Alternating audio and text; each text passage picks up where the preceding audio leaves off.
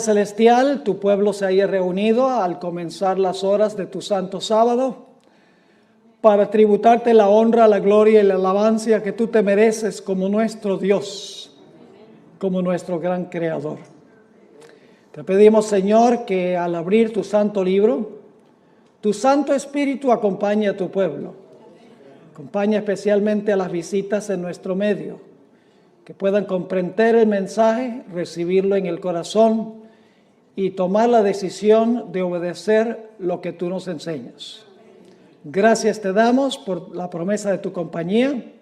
Reclamamos esa promesa en el precioso nombre que sobre todo nombre, el nombre de Cristo Jesús. Amén. La Iglesia Adventista del Séptimo Día tiene un concepto de eventos finales muy diferente que todas las demás iglesias. Hay muchas diferencias entre la escatología adventista. Escatología significa los eventos finales que concibe la iglesia adventista y los conceptos que tienen otras iglesias. Esta noche, para comenzar, voy a compartir una de esas divergencias entre la iglesia adventista y la mayoría de las iglesias, por lo menos las iglesias carismáticas, las iglesias pentecostales evangélicas. La mayoría de los cristianos hoy en día creen que se pueden preparar para la venida de Jesús hasta que Él venga. Pero la iglesia adventista cree, en armonía con la Biblia, y lo vamos a comprobar esta noche y también mañana en nuestro tema, que la puerta de la gracia para este mundo se va a cerrar antes que Cristo venga. Todos los casos se van a decidir antes que Jesús venga. Se va a cerrar la puerta de la oportunidad, se va a cerrar la puerta de la gracia. Luego va a pasar un periodo que se conoce como el tiempo de angustia. Y solo después del tiempo de angustia regresará Cristo en poder y gloria para reclamar a su pueblo. Es decir, la iglesia adventista, en armonía con la Biblia, enseña que si no estamos listos para cuando se cierra la puerta de la gracia, no vamos a estar listos para la segunda venida de Jesús. Ahora ustedes dirán, pastor, ¿a dónde enseña la Biblia este concepto? Antes de compartir 11 ejemplos de la Biblia, de los cuales vamos a estudiar algunos esta noche y algunos mañana, permítame mencionar que en todas las historias que vamos a examinar hay varios comunes denominadores, es decir, elementos que tienen estas historias en común. En primer lugar, en cada una de las historias hay un remanente fiel. En cada una de estas historias hay enemigos del remanente fiel. En cada una de estas historias hay un tiempo de angustia para el remanente fiel porque los enemigos quieren acabar con ellos, los aborrecen.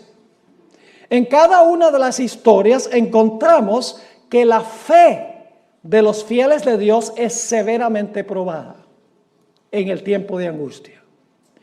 En cada una de estas historias notamos que Dios se demora en responder a las oraciones de su pueblo, porque su pueblo ora que Dios por favor los libre de manos de sus enemigos, pero Dios no responde inmediatamente. Dios demora en responder a las plegarias de su pueblo. Y el último punto que tienen todas estas historias en común es que finalmente Dios interviene después de la demora para librar a su pueblo. Repito nuevamente los elementos que tienen en común estas historias. Número 1, un remanente fiel.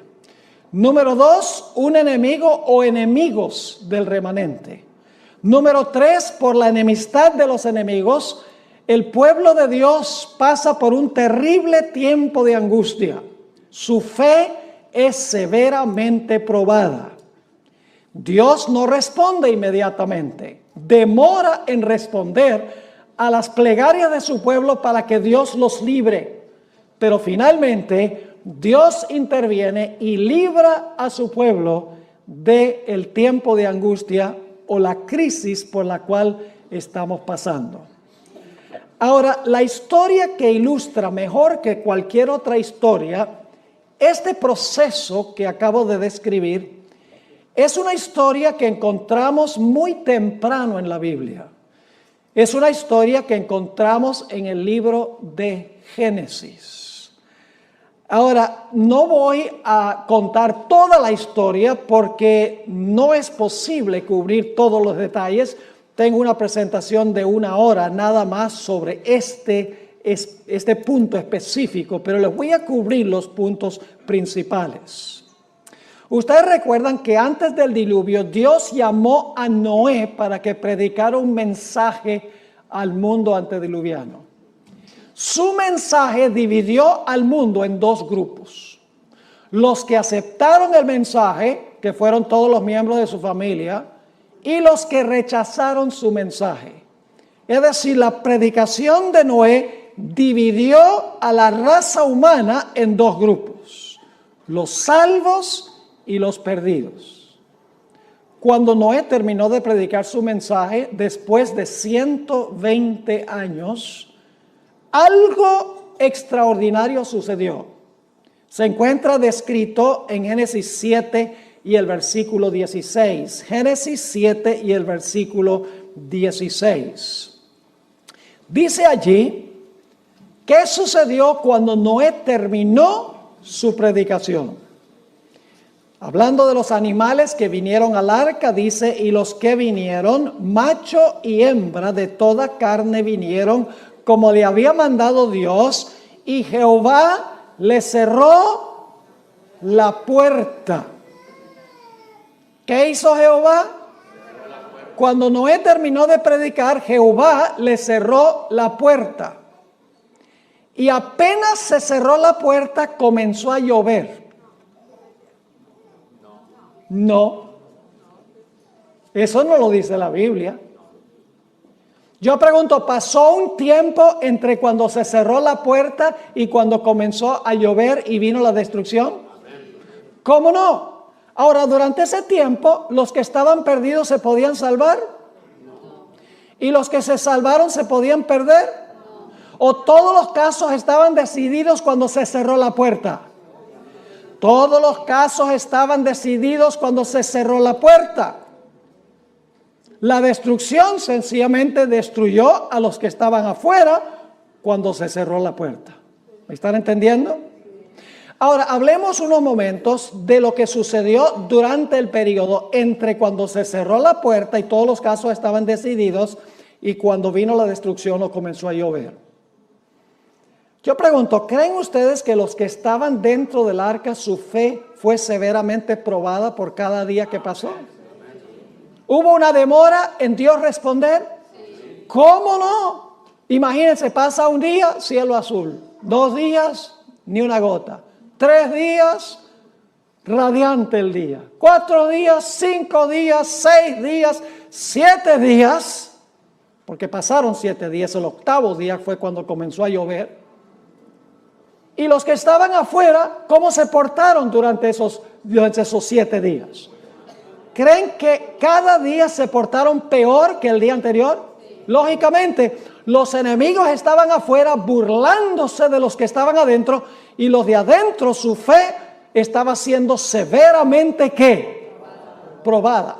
Los que estaban afuera burlándose no sabían que estaban perdidos y los que estaban adentro sabían por la promesa de Dios que iban a ser preservados, pero hubo una demora en Dios intervenir para librarlos. Es decir, hay un periodo de tiempo entre cuando se cierra la puerta, termina la predicación, ya nadie se puede salvar, y cuando finalmente viene la destrucción. Ahora ustedes dicen, pero ¿será que al final de la historia va a pasar lo mismo? Vamos a ver lo que dijo Jesús. Mateo 24 y el versículo 37 al 39. Mateo 24 y el versículo 37 al versículo 39. Aquí Jesús nos va a decir qué importancia tiene esta historia para el tiempo del fin. dice allí Jesús, mas como en los días de Noé, así será la venida del Hijo del Hombre. ¿Qué eventos está comparando Jesús? Lo que pasó allá va a suceder aquí, está diciendo Jesús. Sigue diciendo, porque como en los días antes del diluvio, estaban comiendo y bebiendo, casándose y dando en casamiento, es decir, estaban llevando a cabo su vida rutinaria. Ahora viene una palabrita muy importante, hasta, es una palabra que marca un momento de tiempo, dice, estaban haciendo esto hasta el día en que Noé, ¿qué? Entró en el arca. Pero ahora fíjense lo que sigue diciendo. Y no entendieron, ¿quiénes no entendieron? Los que estaban afuera, muy bien. Y no entendieron hasta que vino el diluvio. ¿Qué no entendieron entre cuando se cerró la puerta y vino el diluvio? Los que estaban afuera, ¿qué no entendieron? ¿Qué no supieron? Que estaban perdidos, pero siguieron viviendo durante ese periodo. Dice, hasta que vino el diluvio y se los llevó a todos, y luego dice, así será también la venida del Hijo del Hombre. ¿Se va a cerrar la puerta de la gracia antes que Jesús venga? Seguro. En el mundo va a haber un grupo de personas que no van a saber que están perdidos. Va a haber un grupo cuya fe será severamente probada. Pasará el pueblo de Dios por un tiempo angustioso donde sus enemigos se van a burlar de ellos. Finalmente Dios intervendrá para librar a su pueblo cumpliendo su palabra. ¿Cómo no? Ahora permítame ilustrarlo de otra forma. Jesús dijo que Él iba a venir como ladrón en la noche. Compara su venida con la venida del ladrón en la noche. Ahora, mucha gente, inclusive creo yo la mayoría de los adventistas, creen que la venida de Cristo como un ladrón es la segunda venida de Jesús. Pero la venida de Jesús como ladrón no es la segunda venida de Cristo. Permítame ilustrar lo que quiero decir. Es una noche muy fría en San Diego. Yo me imagino que ustedes tienen noches bien frías aquí de vez en cuando, ¿verdad? En diciembre, en enero posiblemente, donde sopla el viento y está frío, entra esa neblina del Pacífico. ¡Wow! Y han trabajado todo el día y llegan a la casa, se comen una buena cena, se sientan en la silla favorita a ver las noticias en la televisión, se quedan como medio dormidos y dicen, me voy a ir a acostar porque estoy cansado. Y entonces va la persona, se acuesta, y apenas se acuesta y se pone las cobijas encima, que está calientico, y ha bajado el termostato de la casa, porque uno duerme mejor con el termostato bien bajo. La persona dice, se me olvidó trancar la puerta. Y estoy aquí debajo de esta cobija calientico, sabroso. Qué flojera me da salirme de debajo de la cobija para ir a trancar la puerta. Y la persona dice, al fin y al cabo yo llevo viviendo en esta casa 25 años y nunca ha llegado el ladrón. Y se queda con las cobijas puestas. A medianoche, porque Jesús dijo que vendrá como un ladrón a medianoche. A medianoche, a que no adivinan quién llega. El ladrón llega, exactamente. Y el que está en la casa está ¿qué? Durmiendo. No sabe que el ladrón ha venido. Y el ladrón entra a la casa y se roba la cámara de video, se roba el celular, se roba el dinero que consigue, mejor dicho, se roba todo lo que tiene valor y se va. Los que están adentro de la casa no saben que el ladrón ha venido. ¿Cuándo descubren los que están en la casa que el ladrón hizo una visita? Cuando se despiertan por la mañana, pero ya para ese momento es demasiado tarde. Cuando Jesús dice que Él va a venir como ladrón, lo que está diciendo es que Él va a cerrar la puerta de la gracia y si no estamos velando, si no estamos listos, seremos tomados por sorpresa y solamente cuando Cristo venga nos daremos cuenta que estamos perdidos. ¿Me están entendiendo lo que estoy diciendo? Y ahora escuchen bien lo que voy a decir. Muy importante. Tenemos un momento en la historia de este mundo cuando se va a cerrar la puerta de la gracia para todos los seres humanos. Pero si usted se llega a morir esta noche, su puerta se cerró. Su puerta individual. Porque la Biblia dice que Dios establece que el hombre muere una vez y después de eso viene el juicio. Es decir, no podemos decir, bueno, yo me voy a preparar y voy a estar listo cuando se cierre la puerta de la gracia. O yo voy a demorar porque la puerta de la gracia no se va a cerrar todavía porque no ha llegado la ley dominical.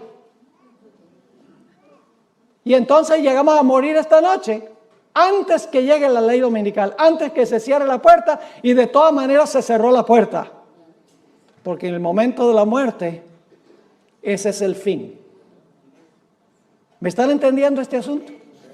Ahora vamos a repasar. En los días de Noé, ¿hubo un remanente fiel? ¿Quién? Noé y su familia. ¿Había enemigos de ellos? ¿Quiénes? Los que estaban afuera. ¿Pasaron por un tiempo de angustia? ¿Los que estaban adentro? ¿Cómo no? ¿Su fe fue probada? Sí. ¿Hubo una demora en Dios librarlos de sus enemigos? Pero pregunto, ¿finalmente Dios intervino y el pueblo fue librado? Exactamente. Ven, todos los elementos están en esa historia. Ahora quiero que vayamos a otro ejemplo que encontramos en el Antiguo Testamento. Vamos a Daniel, el capítulo 12 y el versículo 1. Ya que tenemos el patrón, ya que tenemos el modelo de cómo funciona esto con los comunes denominadores, ahora queremos examinar varias historias que nosotros encontramos en las Escrituras, además de la historia que usamos del diluvio y de la venida del ladrón. Daniel 12 y el versículo 1. Ahora, antes de leer este versículo, necesito darles un poquito del contexto. Si ustedes leen el capítulo anterior, el capítulo 11, los versículos 44 y 45, van a descubrir que se habla allí de un poder que se denomina el Rey del Norte. Ahora, no se confundan sobre quién es el Rey del Norte que viene a atacar al pueblo de Dios, porque dice que va a salir para destruir y aniquilar a muchos. Es decir, es un poder perseguidor que va a tratar de acabar con el pueblo de Dios. Ustedes pueden leerlo ahí en Daniel 11, 44 y 45. Ahora escuchen. En la Biblia, este poder perseguidor se describe con diferentes nombres. Por ejemplo, en Daniel 7 se le llama el cuerno pequeño. En Apocalipsis 13 se le llama la bestia. En 2 de Tesalonicenses 2 se le llama el hombre de pecado. En 2 de Tesalonicenses, en Mateo 24 se le llama la abominación asoladora.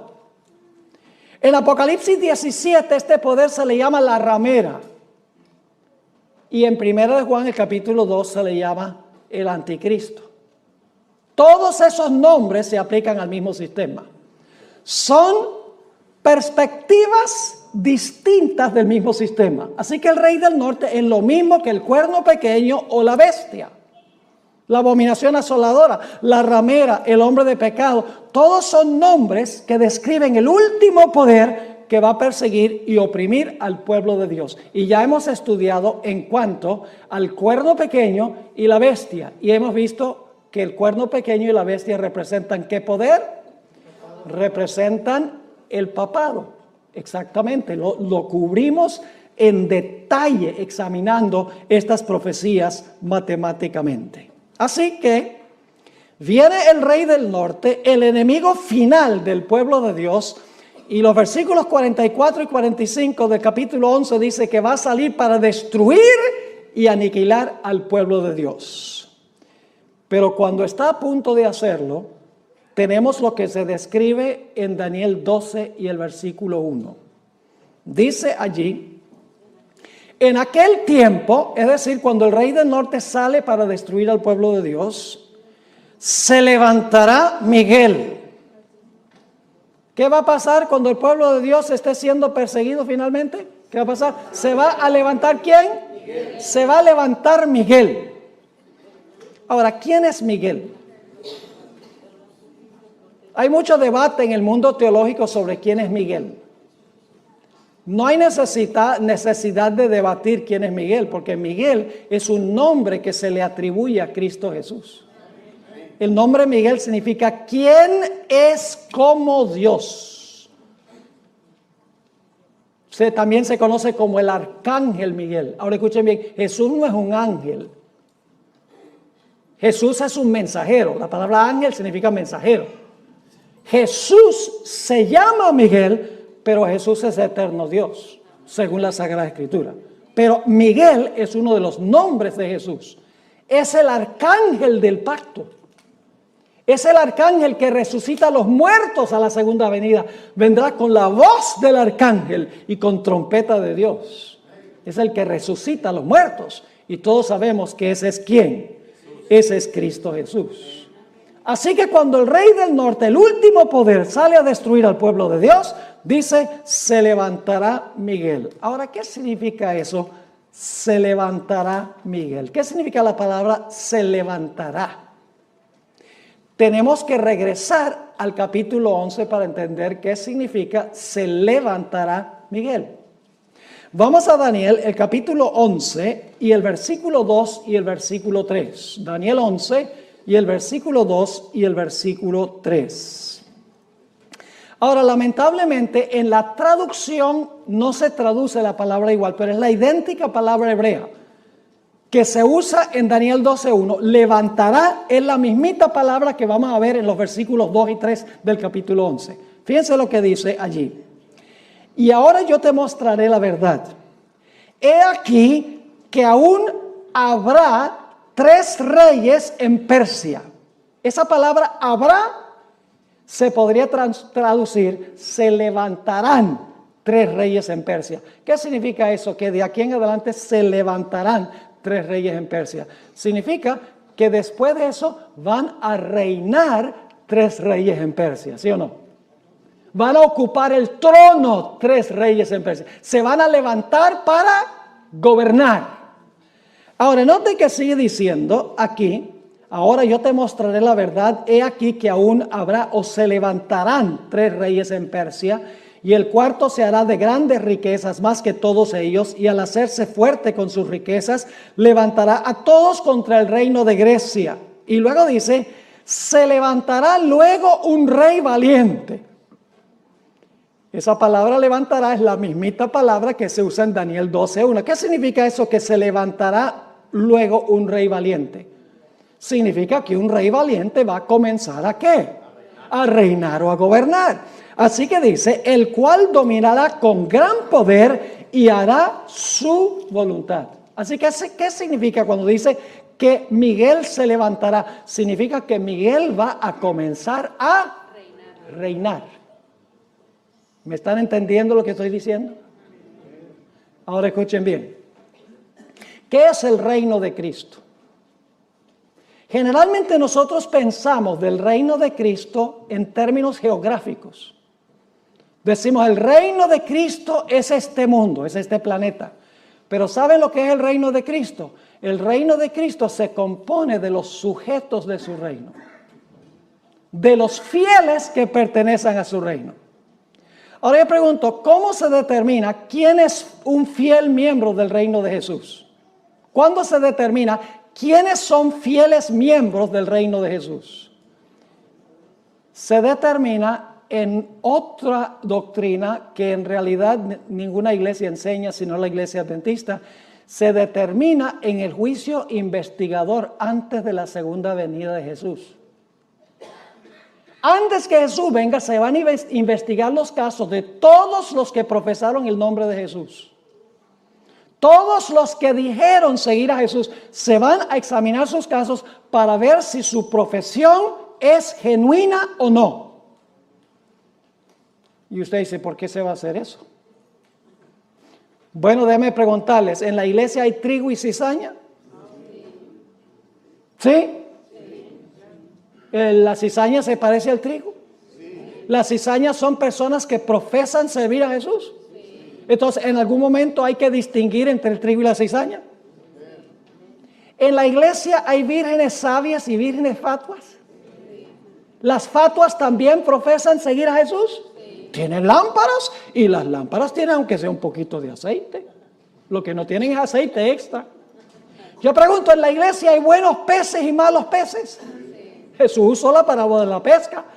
Digo, nosotros somos los pescadores, el barco es la iglesia y el tirar la red es la predicación del evangelio.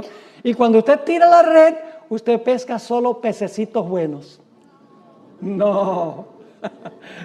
En la iglesia hay peces buenos y peces malos. ¿Hay que hacer alguna separación? Yo no les voy a contar la historia, pero cuando yo crecí en Venezuela, íbamos a una isla que se llama Margarita, en vacación, nosotros la familia, y nos gustaba ir a una playa que se llamaba El Tirano, a donde entraban los pescadores tempranito por la mañana. ¿Y sabe qué hacían? Llegaban a la playa con las redes, y las redes tenían toda clase de animal marino. Tenían tiburones pequeños, estrellas de mar, tenían pulpos, tenían un pez así con una cabeza bien grande, con un cuerpo así delgadito, le dicen sapo allá, que tenía unas púas así venenosas, era como un bagre. Y los pescadores se sentaban en la orilla y tenían una canasta para los peces buenos y otra canasta para los peces malos, o por los animales marinos malos. Había que hacer una obra de ¿qué? De separación. La red del evangelio reúne peces buenos y peces malos, pero en el juicio Cristo examina para ver quién es quién. Yo pregunto, ¿en la iglesia hay personas que tienen apariencia de piedad, pero en realidad no tienen el poder de la piedad? Lo dice el apóstol Pablo. Yo pregunto, ¿inclusive hay ministros que se disfrazan como ministros de justicia? El apóstol Pablo lo dice.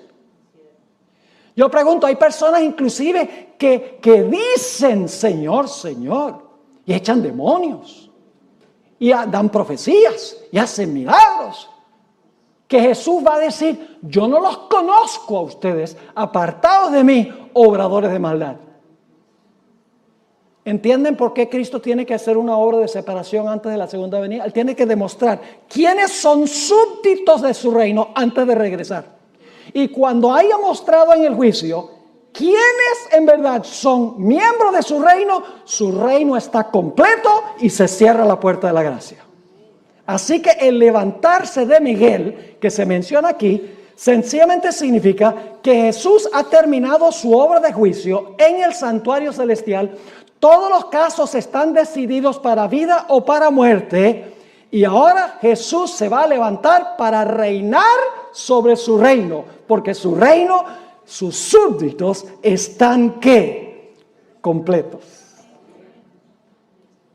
Pero yo pregunto, ¿los súbditos de Jesús van a pasar por un tiempo de angustia aún cuando se cierre la puerta? Vamos otra vez a Daniel 12:1 para que ustedes vean. Dice, en aquel tiempo se levantará Miguel porque su reino está completo. Se ha mostrado quiénes son los súbditos de su reino en el juicio. Dice, el gran príncipe que está de parte de los hijos de tu pueblo, es decir, es el defensor de su pueblo. ¿Y qué va a suceder? Después que se levanta, después que se cierre la puerta, que Cristo comienza a reinar, ¿qué va a suceder? Dice, y será tiempo de angustia. ¿Va a pasar el pueblo de Dios por el tiempo de angustia? ¿Sí o no? Según este texto, el pueblo de Dios va a pasar por el tiempo de angustia. ¿Qué enseñan hoy las iglesias evangélicas? Enseña que cuando Cristo venga en el rapto, se va a llevar a todos los fieles al cielo. Y aquí van a quedar nada más los judíos para sufrir, como si no han sufrido suficiente ya. Para ellos, el pueblo de Dios no va a pasar por el tiempo de angustia, y por lo tanto, cuando se encuentren en el tiempo de angustia, no van a tener la fe necesaria para pasar por ese periodo. Porque si usted no cree que va a pasar por un tiempo de angustia, usted no se va a preparar. Por ejemplo, si el servicio climático le dijera a usted que va a haber un huracán en la Florida, ¿usted se prepara en San Diego? No, pues no va a pasar en San Diego. ¿Me están entendiendo lo que estoy diciendo? Si usted no cree que va a pasar por el tiempo de angustia, ¿para qué se va a preparar para ese evento? La mayoría de los seres humanos serán tomados por sorpresa durante el tiempo de angustia sin ninguna preparación, y muchos adventistas también. Así que dice, será tiempo de angustia, cual nunca fue desde que hubo gente hasta entonces. Pero aquí viene la buena nueva. Sí, el pueblo de Dios va a pasar por el tiempo de angustia, pero Cristo se va a levantar para defender a su reino. Porque dice, pero en aquel tiempo será que libertado tu pueblo, todos los que se hallen escritos, ¿dónde? Todos los que se hallen escritos en el libro. ¿Cuándo fue que fueron confirmados en el libro? ¿Cuándo fueron confirmados en el libro, creen ustedes? Durante el juicio. Eso demuestra que hubo un juicio. Y se confirmó su nombre en el libro de la vida. Y usted dice, pastor, ¿se confirmó? Sí, porque cuando nosotros recibimos a Cristo Jesús como Salvador personal, cuando profesamos a Jesús, Jesús anota nuestro nombre en el libro de la vida.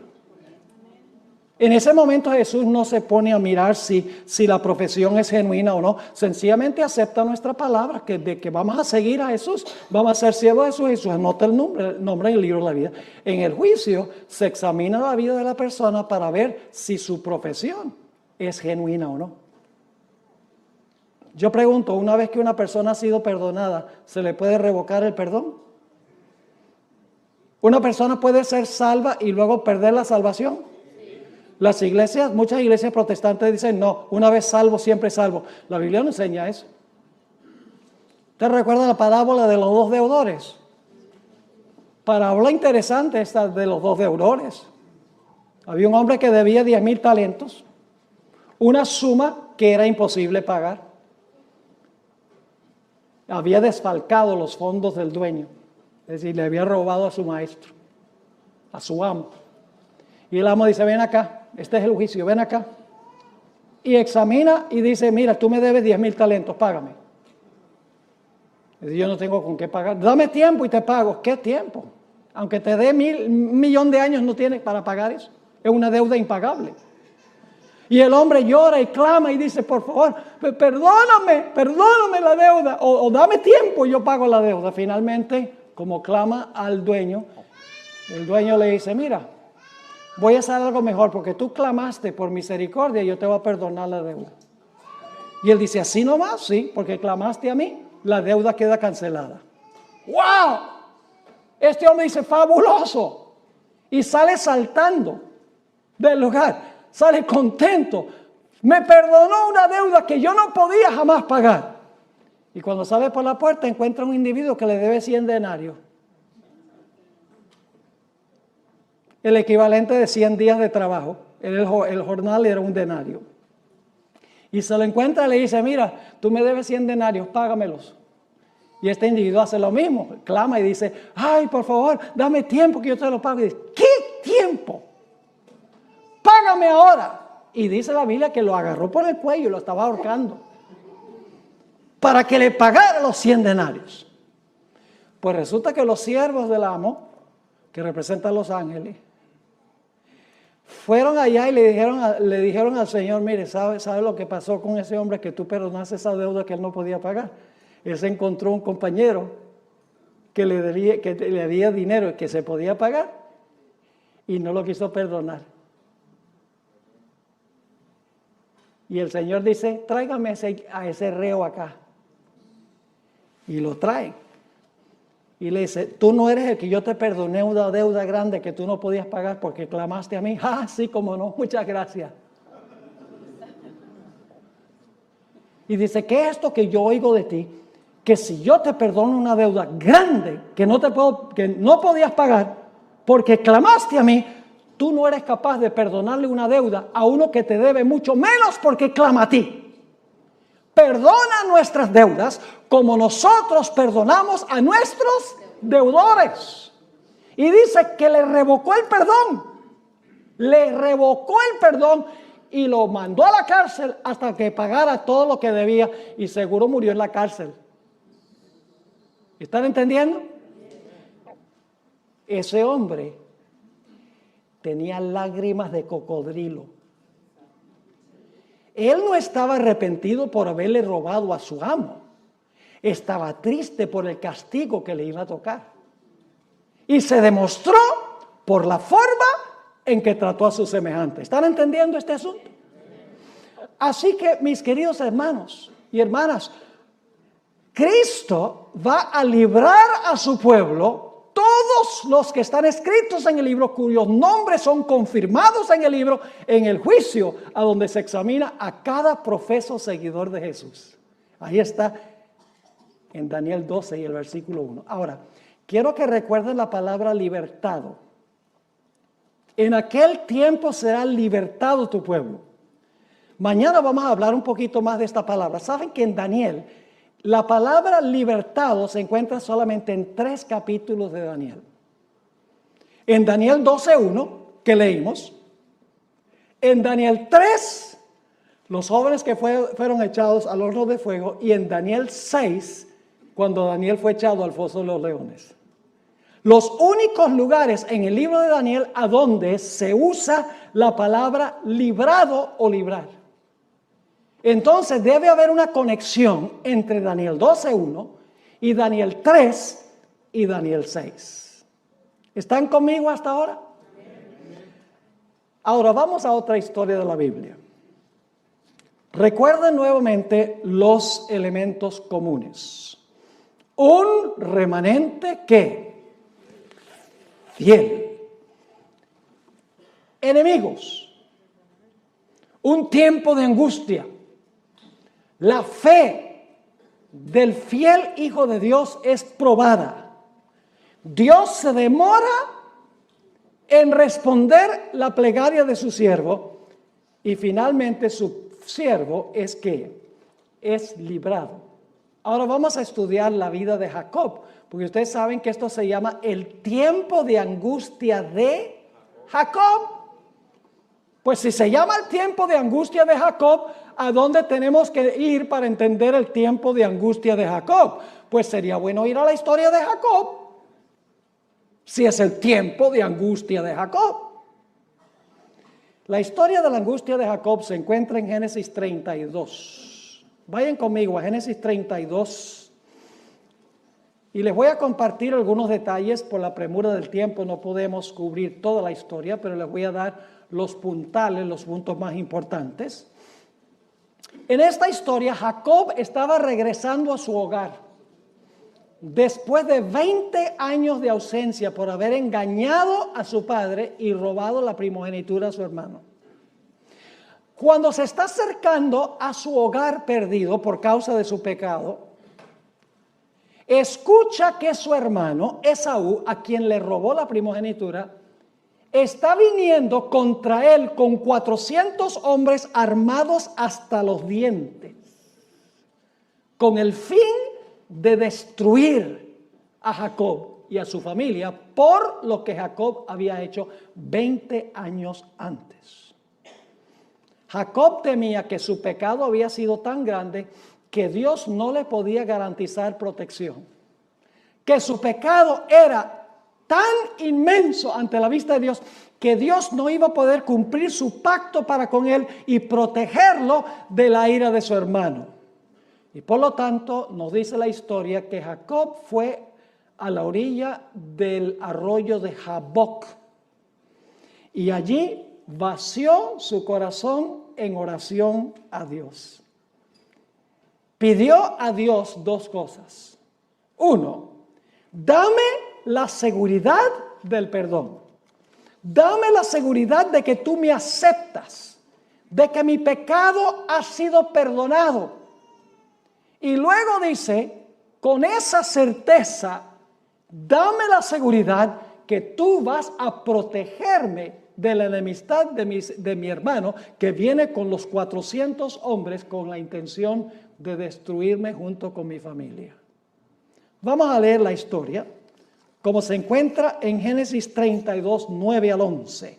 Aquí se describe la oración de Jacob y aparece otra vez la palabra clave. Dice allí, y dijo Jacob, Dios de mi padre Abraham y Dios de mi padre Isaac, Jehová, que me dijiste, vuélvete a tu tierra y a tu parentela, y yo te haré bien. Y luego noten lo que dice Jacob. menor soy yo que todas las misericordias y que toda la verdad que has usado para con tu siervo. Jacob está diciendo, Señor, yo no soy digno de que tú me perdones ni de que tú me aceptes. Y luego sigue diciendo, pues con mi cayado pasé este Jordán y ahora estoy sobre 2 campamentos. Y luego, ¿cuál es la palabra del versículo 11? ¿De quién?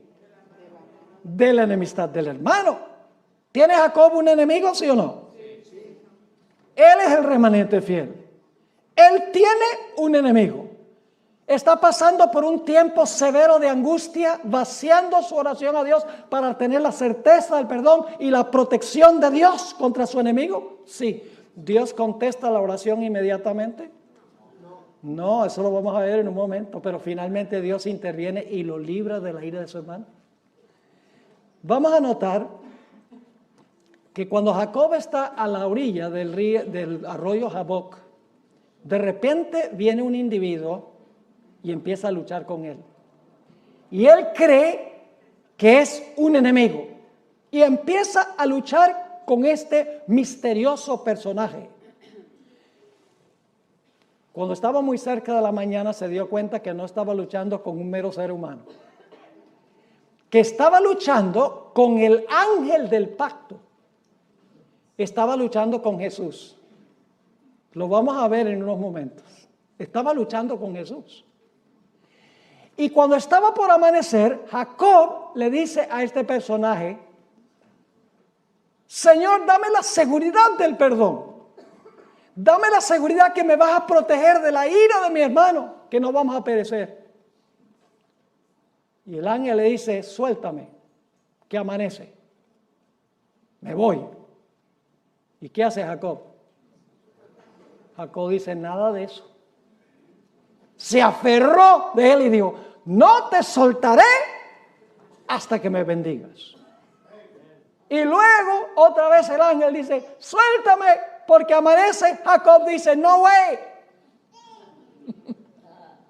No te soltaré hasta que me des la certeza del perdón y que tú me vas a proteger de manos de mi enemigo.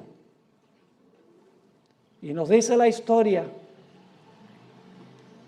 que en ese lugar el ángel bendijo a Jacob y luego le cambió el nombre porque su carácter había cambiado. Dios le dijo, tu nombre no será más llamado suplantador.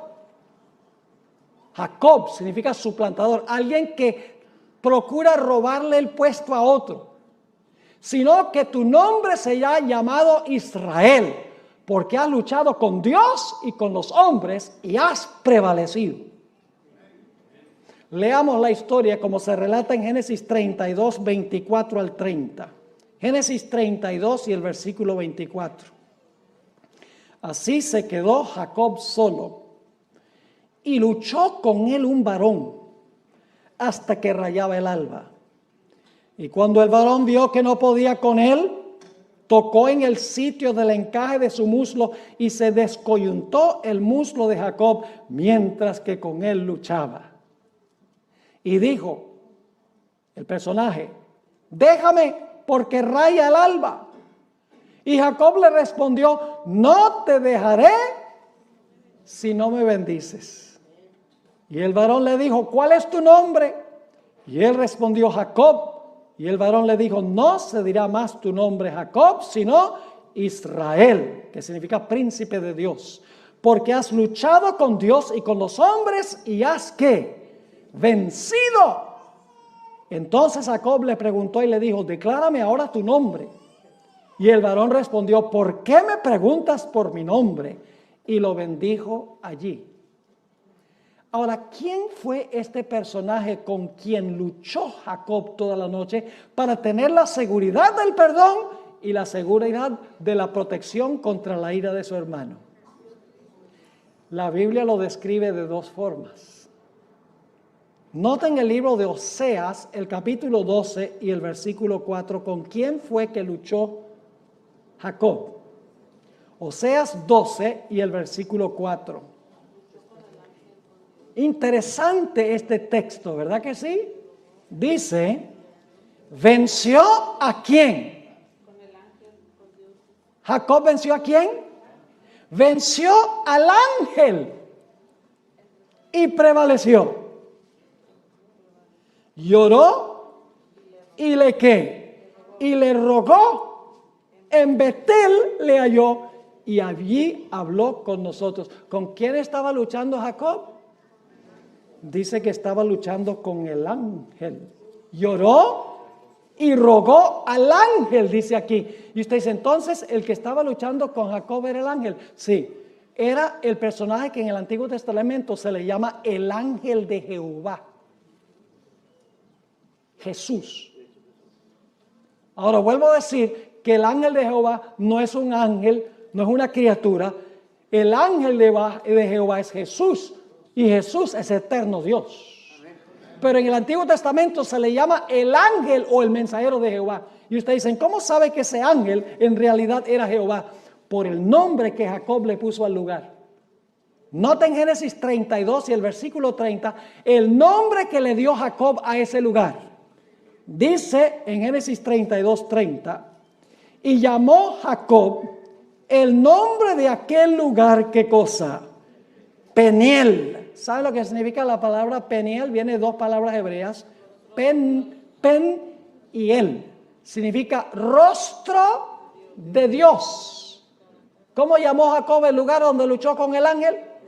El rostro de Dios. ¿Por qué razón? Dice, porque dijo, vi a Dios cara a cara y fue, ¿cuál es la palabra clave ahí? Fue librada mi alma. ¿Están captando la perspectiva? Ahora yo pregunto, al final de la historia, ¿los enemigos del pueblo de Dios van a venir en contra de ellos? ¿Ustedes creen? ¿El pueblo de Dios va a clamar día y noche para que Dios los libre de manos de sus enemigos? ¿Su fe será severamente probada? Ciertamente que sí. El pueblo de Dios finalmente se la ha librado de la ira de la bestia, de su imagen y de la prueba sobre su marca. ¿Cómo no? Ahora queremos ir a otro ejemplo del Antiguo Testamento. El cautiverio de Israel en Babilonia. Permítanme mencionarles los elementos claves antes de leer el pasaje que se encuentra en Jeremías, el capítulo 30, y vamos a leer Jeremías 30 y empezando con el versículo 5. Escuchen bien el marco histórico. El remanente fiel en esta historia es el pueblo de Israel. El enemigo del pueblo de Israel en esta historia es Nabucodonosor y los babilonios, que llevaron al pueblo de Dios cautivo a Babilonia. El tiempo de angustia que pasó el pueblo fueron los 70 años que pasaron allí cautivos en Babilonia, bajo el mando de su enemigo Nabucodonosor y de los babilonios. Yo pregunto, ¿se demoró Dios en librarlos? Se demoró 70 años. Sí, fue un tiempo de agonía para el pueblo de Dios mientras estaban cautivos. ¿Cómo no? ¿Su fe fue severamente probada? Sí, pero finalmente Dios intervino y libró a su pueblo del cautiverio a Babilonia y al rey Nabucodonosor. Vamos a leer el pasaje como se encuentra en Jeremías 30 y el versículo 5. Porque así ha dicho Jehová. Hemos oído voz de temblor, de espanto y no de paz. Inquirid ahora y mirad si el varón da a luz. Sabemos que el varón no da a luz, pero estos dolores del pueblo son tan grandes que parecen dolores de una mujer en parto. Inquirid ahora y mirad si el varón da a luz, porque he visto que todo hombre tenía las manos sobre sus lomos, como mujer que está de parto, y se han vuelto pálidos todos los rostros. ¿Pueden captar la agonía y el sufrimiento que se describe aquí? El dolor que está pasando el pueblo de Dios porque están cautivos. Y luego dice en el versículo 7, ¡ah! ¡Cuán grande es aquel día! tanto que no hay otro semejante a él. ¿Recuerdan Daniel, el capítulo 12:1, donde dice que tiempo de angustia cual no se ha visto jamás? Aquí está la expresión, que no hay otro semejante a él. Y luego, ¿cómo se llama este tiempo? Tiempo de angustia, ¿para quién? Para Jacob. Ahora es el pueblo, porque en este tiempo Jacob estaba muerto. Jacob es un sinónimo del pueblo de Israel. Dice, tiempo de angustia para Jacob, pero ahora escuche la palabra clave otra vez. Pero de ella será librado. ¿Están viendo en todas estas historias el tema clave? Mas será librado. En aquel día, dice Jehová de los ejércitos, yo quebraré su yugo de tu cuello, es decir, del enemigo. Voy a quebrar su yugo de tu cuello y romperé tus coyundas. Y extranjeros no lo volverán más a poner en servidumbre, sino que servirán a Jehová su Dios y a David su rey, a quien yo les levantaré. Eso no puede ser el David literal, porque David ya estaba muerto. Está hablando de quién va a reinar sobre su pueblo. No David, sino el hijo de David, que es ¿quién? Cristo Jesús. Vamos a notar otro panorama que da la Biblia. Mateo 24 y el versículo 21 y 22. Hermanos y hermanas, nosotros ni siquiera nos imaginamos cómo va a ser ese periodo. Nosotros ahora vivimos más o menos cómodos. Tenemos nuestra casita, tenemos 1 o 2 carros, tenemos algo de dinero en el banco, tenemos ropa, tenemos libertad para movilizarnos de un lado para otro, podemos reunirnos libremente en la iglesia.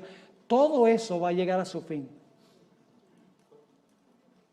El pueblo de Dios lo va a perder todo, lo vamos a ver en la próxima historia que voy a cubrir. Y el pueblo de Dios va a tener que huir y dejarlo todo. ¿Está usted dispuesto a dejarlo todo? Me hace pensar de algunos adventistas que dicen, pastor, a mí no me alcanza el dinero para diezmar. No me alcanza. Y yo les digo, mire, yo tengo una fórmula donde siempre les alcanza diezmar. Diezmen primero. Y cuando digo eso, dicen, ay, pero si diezmo primero no me alcanza para pagar las cuentas. Entonces, usted por pagar las cuentas le va a robar a Dios. Y saben que muchos de esos mismos que dicen, no me alcanza el dinero para diezmar, dicen, pero el día que lo tenga que entregar todo por Cristo, lo entrego todo.